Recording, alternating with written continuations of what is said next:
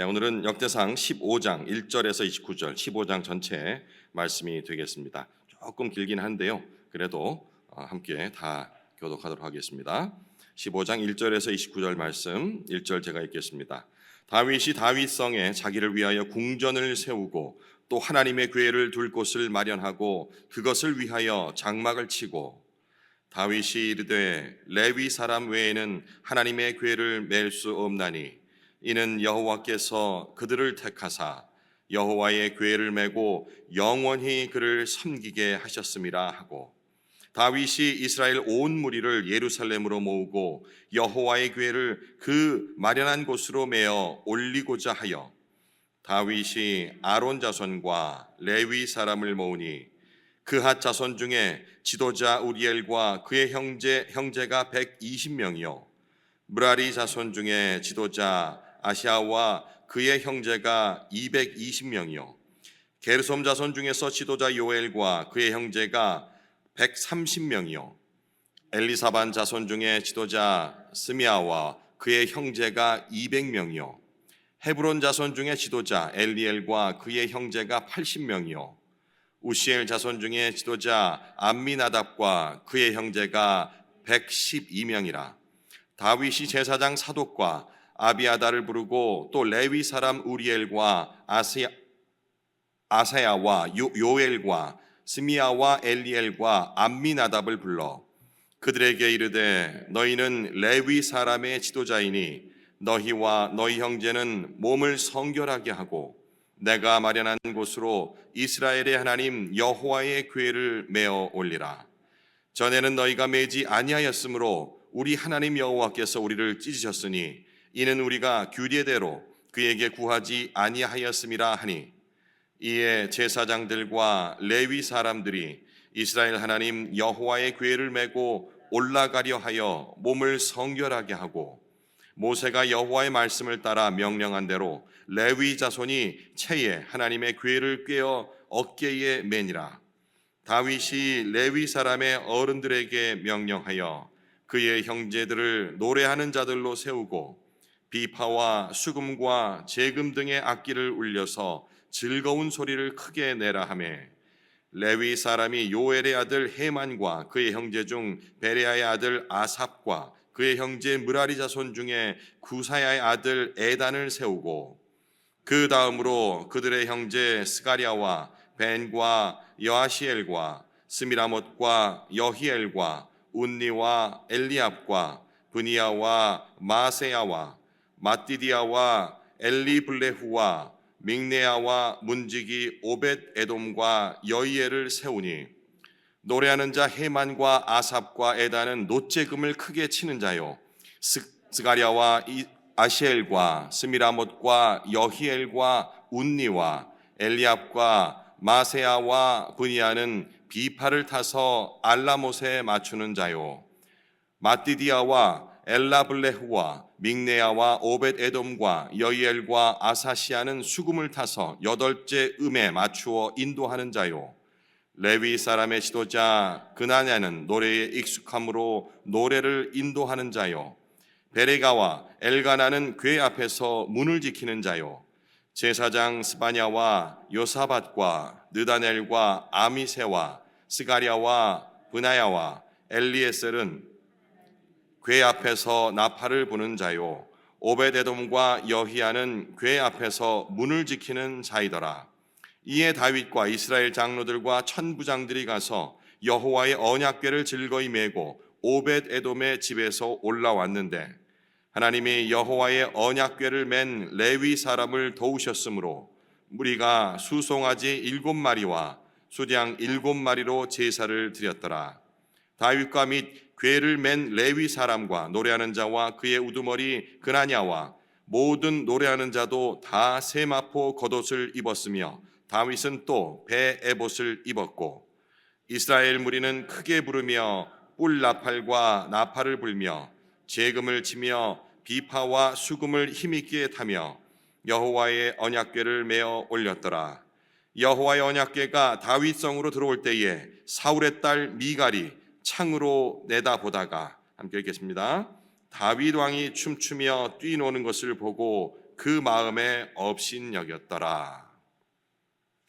좀 길죠. 그래도 스토리가 이렇게 이어지니까 그림이 좀 그려지잖아요, 그죠? 어떤 사람들이 불려지고 이름은 익숙하지 않아가지고 잘 부르지 못했지만 어떤 사람이 앞에서 악기를 연주고 어떤 사람은 노래를 잘하기 때문에 노래를 부르고 또 어떤 사람은 언약궤 옆에서 궤를 지키고 또 성전 출입문 자체를 또 통제하면서 온전한 예배가 올려드려지는, 앞선 그때 언약궤를 새수레에다 싣고서는 그냥 들떠가지고 즐거워가지고 형태는 비슷합니다. 똑같이 악기를 다 쓰고 노래를 부르고 찬양하는 모습은 똑같은데, 그런데 그 예배는 받지 않으시고 오늘 예배는 받으시는, 이런 것들을 통해서 이 형태 자체가 문제가 아닌 그 안에, 그러니까 우리 지금 역대상으로 표현을 하자면은 하나님의 임재가 있느냐 없느냐. 여기는 이제 언약궤죠, 그죠?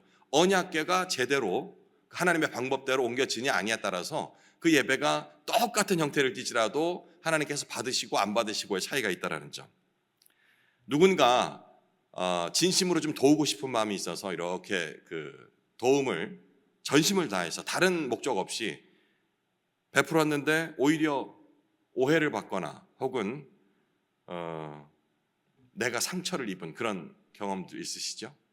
수시로 있죠, 뭐, 그죠? 교회 안에서도 선행으로 베푼다고 했는데 그 사람의 입장을 제대로 이해하지 못해가지고 오히려 그 사람 마음을 상하게 한다든지, 혹은 그쪽에서 내 진심을 몰라서 내 마음이 상처를 받는다든지, 뭐 이런 경우들이 있습니다. 최선을 다했는데도 결과가 참담할 적에, 어떤 적에는 작은 것은 훌훌 털어버리지만 좀 깊은 상처가 되면은 한동안 헤어나지 못하는 그런 상황을 겪습니다. 그런데 이것이 꼭 나쁜 것이 아닌 것이, 그런 것을 통해서 우리가 이 성찰을 하게 되는 또 계기가 되기도 하거든요.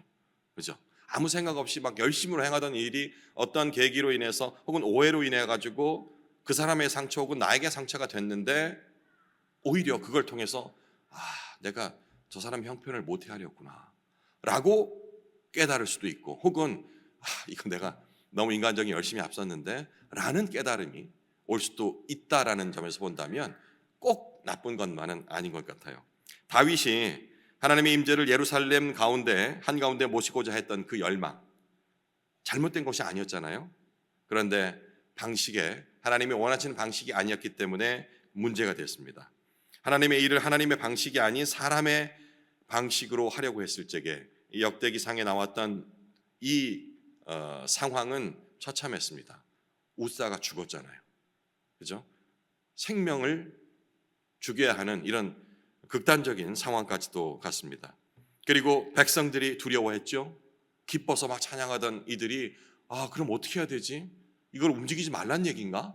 뭐 이런 오해들과 함께 불안에 빠지기도 하고, 그리고 무엇보다 다윗 자신이 하나님께 분노하면서 당혹한 그런 감정들, 어제 그저께 본문입니다. 하지만 오늘 본문은 좀 다르죠.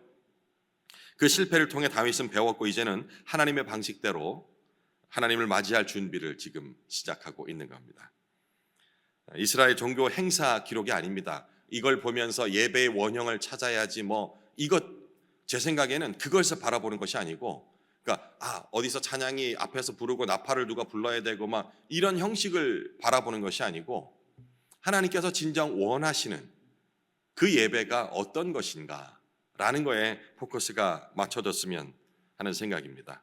본문이 이렇게 시작하죠. 다윗이 자기를 위하여 궁전을 세우고 또 하나님의 궤를 둘 처소를 준비하고 장막을 쳤다라고요. 여기서 이제 자기를 위하여라는 표현과 그리고 하나님의 궤를 위한 처소를 준비하며 장막을 쳤다라는 구절이 이렇게 병행으로 같이 표현되고 있습니다. 이것은 다윗이 자신의 통치 중심에 하나님의 임재를 두기를 원했다라는 그런 의미의 구절이 되겠죠. 다시 한번 얘기하자면 다윗은 지난 시간에 하나님의 궤를, 언약 궤를 새 수레에 실었습니다. 새 수레는 뭐를 의미한다 했습니까? 인간의 편리함. 그래서 블레셋. 블레셋이 쓰던 그 수레였어요. 블레셋은 세상을 상징한다. 성경에서 블레셋을 얘기할 적에 이런 관점에서 본다 한다면 다윗은 목적은 좋았지만 방법론적으로 그 세상의 방법을 거리낌 없이 사용했던 것이죠. 편리함, 기술, 경험 뭐 이런 것들을 선택을 한 것이었습니다. 하지만 하나님께서 언약 안에서 정하신 방식, 그러니까 레위인이 어깨에 이 언약궤를 메고서 이동하도록 했던 이 민수기 말씀을 떠올리게 되죠. 이번에는 그 율법대로 철저히 따르는 겁니다. 2절에서 이렇게 얘기를 했어. 다윗은 레위 사람 외에는 궤를 맬 수 없다라고 공식적으로 이 백성들에게 선포를 한 겁니다. 뭐 자기의 의지가 아니고 앞선 하나님의 뜻이 이런 것이었다라고 얘기를 하는 거죠. 그리고 예배 인력을 이제 모읍니다. 특히 이제 11절 이하에서 언급된 제사장, 사독, 아비아달, 또 레위인의 우두머리들이 이름이 쭉 나오죠. 우리엘, 아사야, 요엘, 스마야, 엘리엘, 암미나답 뭐 이런 이름들이 분명히 자기의 사명을 정확히 받았던 인물들이에요. 그래서 명령을 받았던 그 위치에다가 배치를 한다라는 것을 강조를 하는 거죠. 예배 인도자가 갖추어야 할 자격과 책임을 여기서 우리가 볼 수가 있겠습니다. 보통 이제 우리가 이제 은사에 따라서 배치를 한다라고 하는데 이 말이 틀린 건 아닌데 그 어떤 자기가 잘하는 것 이런 식의 은사가 아니고 하나님께서 원하셨던 그리고 지금 잘하지 않는 것 같지만 그 사람을 세울 때는 목적이 있으시거든요. 그럼 거기에 맞게 쓰는 겁니다. 이 사람이 좀 더 잘한다 해서 테크닉적으로 여기가 좋겠다라고 판단하는 것이 아니고요. 대표적으로 우리 모임 중에서는 사랑방 배치가 그런 거겠죠. 순장을 뽑는 원리도 바로 그런 원리가 되겠고요. 다윗은 이제 고백을 합니다. 처음에는 너희가 그것을 매지 아니하였으므로 우리 하나님 여호와께서 우리를 찢으셨나니 우리가 그를 규례대로 구하지 아니하였음이니라. 예, 회개의 고백이죠, 그죠? 우리 신앙의 기준을 다시 정립하자라는 그런 고백이기도 합니다. 뜻대로 살지 않아서 실패했을 적에 흔히들 이런 얘기 하잖아요. 남 탓을 한다든지 이게 들어가는데 우리 그리스도인들은 이 지금 다윗의 고백처럼 내가 이걸 잘 몰랐어. 우리가 이걸 잘 몰랐어라고 온전하게 고백을 하는 것. 이게 바로 공동체 언어입니다. 그리고 또 참된 리더십이기도 하고요. 잘못을 가감없이 이 핑계 저 핑계 뭐 이런 거 대지 말고 내가 이랬던 이유는 네가 그렇게 자꾸 나오니까 어쩔 수 없이 내가 했지. 뭐 이런 거 너무 흔하지 않습니까? 요즘 뭐 우리 나라의 정세를 볼 적에 다들 뉴스에 나오는 거 보면은 나도 오케이 잘못을 인정하는데 내가 그럴 수밖에 없었던 이유는 뭐 이런 식으로 뭐 핑계 대는 건 너무 많이 보잖아요. 근데 리더십을 가진 사람이라면 그래서는 안 된다는 게 오늘 본문에도 나옵니다. 깨끗하게 내가 잘 못 이해했어, 잊어버렸어 이러고 인정했을 적에 사람들이 그를 손가락질하지 않습니다. 오히려 용기 있다고 얘기를 하죠. 하나님의 걔는 이제 법대로 움직여질 준비가 다 됐어요. 그런데 다윗은 멈추지 않습니다. 예배의 분위기와 그 내용도 지금 온전히 준비를 하고 있어요. 다윗이 레위 사람의 우두머리에게 명령하여 그들의 형제들을 노래하는 자로 세우고 또 즐거이 노래하며 소리를 높여 악기를 타며 찬송하게 하며 예배를 먼저 드리는 거죠, 그죠? 예배는 이렇게 단지 뭐 의식이 아니라 우리의 그 공동체의 전체적인 감정 그리고 또 영혼, 음악과 말씀, 공동체와 그리고 이 공간 자체도 함께 동참하는 그런 사건이라 할 수 있습니다. 예배라는 것이요. 여기서 이제 여러 이름들이 나와요. 고라 자손, 아삽, 에단 뭐 이런 이름이 나오는데 이 사람들이 누군가 하면 시편 기록자이기도 해요. 우리가 이제 대부분의 시편은 다윗이 기록한 것으로 해서 시편의 저자는 누굽니까 하면 다윗이라고 얘기하는데 그 중간중간 그 표제어를 보면은 아삽의 시편 뭐 이렇게 나오는 게 있어요. 예. 이 시편의 저자들이 바로 이때 등장을 합니다. 예. 처음 이제 다윗이 이 언약궤를 가지고 와서 예배를 다시 회복하고자 할 적에 그때 세웠던 일종의 지금으로 친다 하면 찬양팀이죠, 뭐. 그죠? 찬양대. 고전적인 표현으로는 성가대. 예, 지휘자들이 되겠습니다.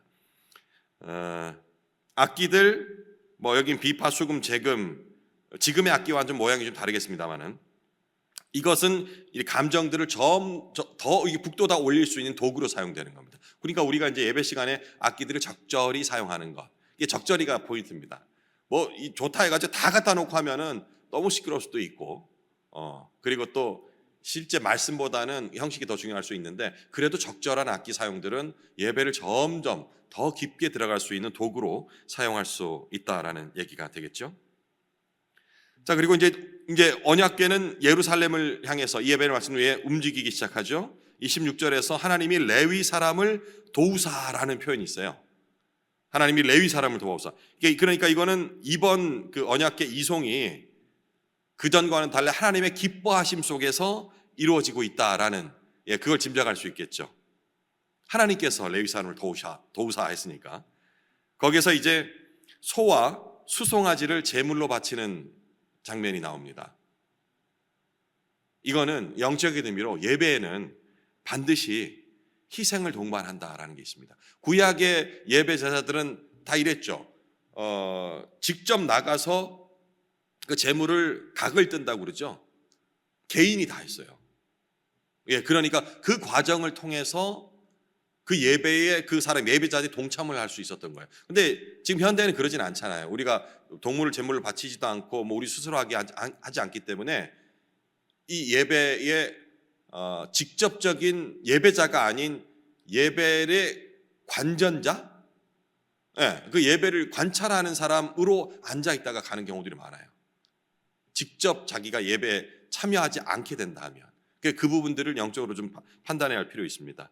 근데 백성들이 환호하고 악기를 울린다라는 표현은 예배는 반드시 이런 기쁨을 동참한다는 얘기가 되겠죠. 그래서 우리가 예배가 예수님의 그 죽으심을 생각할 적에는 참 가슴이 아프기도 하고, 그리고 성경에서 나왔던 그런 실수들을 볼 적에는 우리가 많이 가슴 아파하며 동참할 수 있지만 그 감정만으로 예배가 끝이 나서는 되지 않습니다.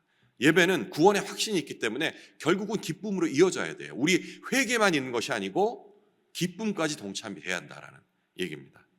다윗은 전심으로 춤을 추죠. 이게 뭡니까? 그러니까 전심으로 온몸이 반응을 한다는 거예요. 너무 우리가 이제 억누르고 통제하고, 그렇다고 너무 멋대로 성령의 임재에 따라 나는 움직여 하고 라고 무질서한 예배가 돼서는 안 되겠지만, 하지만 예배를 드릴 적에 나오는 마음으로부터 우러나오는 그 기쁨들은 우리가 억제할 필요가 없습니다. 몇 번 말씀드렸죠. 손을 든다든지 아멘으로 화답한다든지 이런 자연스러운 모습들. 지금 오늘 다윗이 자기 전심을 다해서 춤을 추는 모습들. 어찌 보면 채통 없다 할 수도 있는데, 그죠? 오늘 마지막 절에 이 내용과 관련해서 또 사건이, 우리에게 주는 교훈적인 사건이 또 발생을 합니다. 사울의 딸 미갈이 창으로 바라보다가 다윗을 업신여기느니라. 사울의 딸 미갈, 사랑해서 결혼했어요. 그죠? 어찌 보면 아버지의 원수 될 수 있는데도 이렇게 결혼한 거예요. 물론 이제 진짜 사랑했냐 안 했냐 이런 부분들은 따져 보면은 좀 복잡할 수 있겠습니다. 어쨌든 결혼했는데 이 사울은 어쩌면 전통적인 그 리더의 권위 이런 거에 익숙해 있을 수 있어요. 아버지를 보면서도. 근데 이 다윗이 채통 없이 막 덩실덩실 춤을 추니까 그거를, 그러니까 창으로 바라보다가 이것도 의미하는 게 있죠. 미갈은 예배 동참 안 했다는 거예요. 방관자로, 관전자로, 관람자로, 관객으로 앉아 있었던, 예배에 관객으로 앉아 있는 사람들이 있거든요.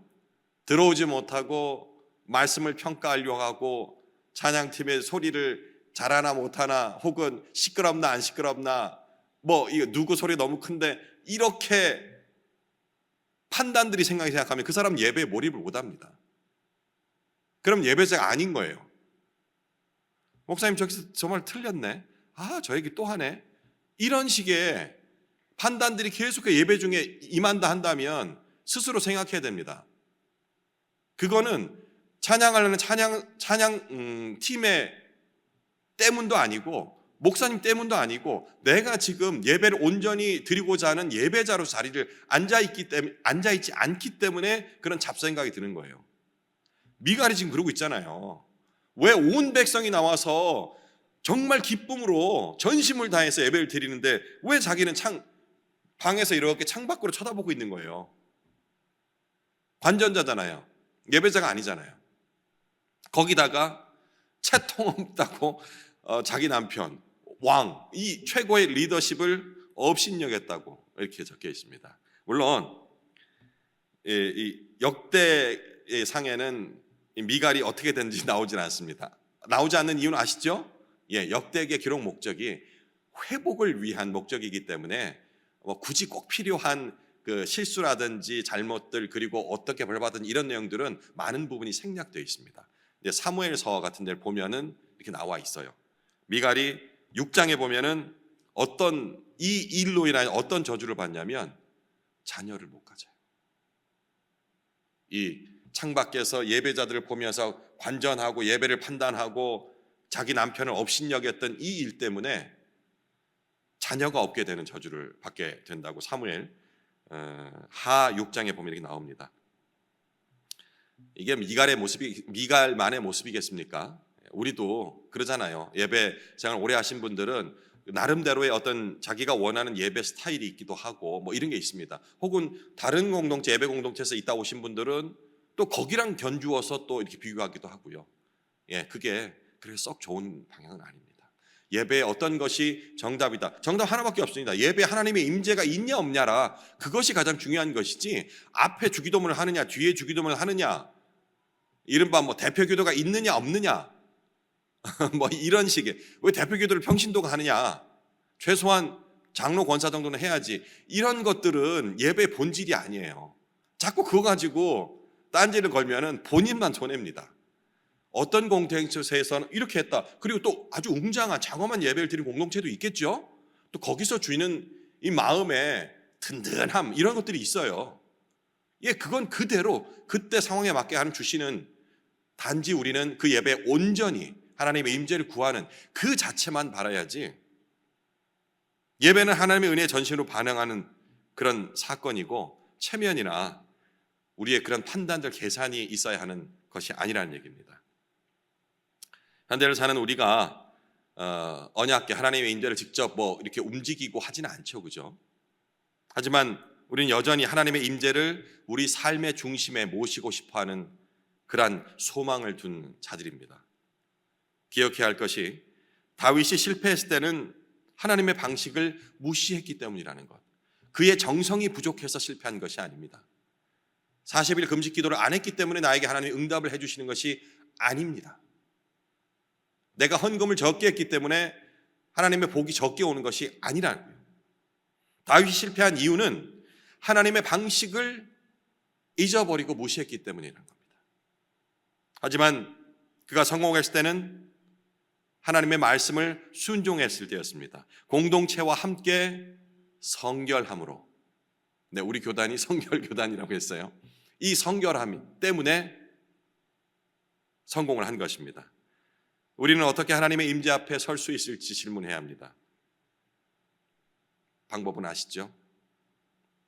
그리스도 예수로, 그 방법 외에는 주께 갈 방법이 없습니다. 예수님은 단지 언약궤를 맨 그 정도가 아니고요, 하나님과 인간 사이를 영원하게 연결하신 다리 역할을 하셨기 때문입니다. 그분을 통하지 않고는 하나님께로 나아갈 수가 없는, 바로 하나님의 언약 그 자체이신 분입니다. 예수님은 우리의 실패를 대신 지시고 십자가에서 영원히 제사 드림으로 우리가 담대히 은혜의 보좌 앞으로 나갈 수 있는 길을 열어주신 겁니다. 그러니 예수 그리스도가 아닌 그 어떤 것, 다른 것들, 형식적인 면들, 열심들, 이것으로 하나님과 만나보겠다라는 시도는 단 1%의 가능성도 없는 헛된 시도라는 걸 우리가 알아야 합니다. 예수 그리스도로 인해서 이 공동체 예배가 유지되는 것이죠. 마무리하겠습니다. 오늘 이 본문은 묻습니다. 우리는 하나님의 임재를 진정으로 사모하고 있습니까? 매일매일 지금 계속해서 같은 질문을 여러분께 드리고 있습니다. 하나님의 임재를 진정으로 나는 사모하고 있는가? 그리고 나는 하나님을 맞이할 거룩한 준비, 이 준비가 말하는 바를 아시죠? 영적인 마음적인 준비와 더불어서 흠없게 되기를 원한다라고 말씀하셨습니다. 우리 내 육신이 거룩한 산 제물 헌신이 되어야 한다면 내 육신이 깨끗해야겠죠. 영과 혼과 그리고 육신 자체가 깨끗해져야만 하나님께서 받을 수 있다라는 것. 이것도 생각해야 합니다. 자칫 우리가 형식은 중요하지 않다, 내용이 중요하다는 것, 이거를 너무 강조하다 보면 또 극단으로 치우쳐서 몸은 어떻게 해도 된다라고 할 수 있는데, 이 몸도 우리의 영혼이 담겨 있는 어찌 보면 그릇이랄 수 있잖아요. 내용물이 좋으면 아무 그릇에 담아도 좋은 거 아니잖아요. 좋은 음식은 좋은 그릇에 담아야지 그 진가가 발휘가 되는 겁니다. 좋은 음식을 개밥 그릇에 담으면 값어치가 떨어지듯이, 그러면 우리 몸 역시 정결함 유지를 해야 되는 것이죠. 그리고 예배를 단지 형식이 아닌 복음 앞에서 내 영혼이 온전하게 반응하는 그러한 자리로서 임하고 있는가 질문을 해야겠습니다. 다윗이 장막을 준비하고 또 사람을 세우고 찬양을 조직하고 춤을 추었던 그 전 과정은 오늘 준비하는 우리가 함께 동참하는 예배와 다를 바가 없습니다. 예배는 하나님을 중심에 모시는 그런 시간이죠. 나의 어려움을 토로하고 나의 원하는 것을 얻기 위해 눈물로 큰 소리로 외쳐대는, 갈구하는 그런 모임이 아니고요, 하나님을 중심에 모셔드리는 그런 사건입니다. 그리고 그 하나님은 질서의 하나님, 거룩의 하나님, 그리고 은혜의 하나님이심을 확신을 해야 합니다. 우리가 그분 앞에 참되게 예배 드릴 때에 우리 삶 속에도 삶을 예배하지 않습니까? 이 예배당 드리는 예배가 온전히 회복되면은 우리가 일상을 살고 있는 삶의 예배도 분명히 회복될 것입니다. 남은 시간 개인적으로 묵상을 이어가시기 바랍니다.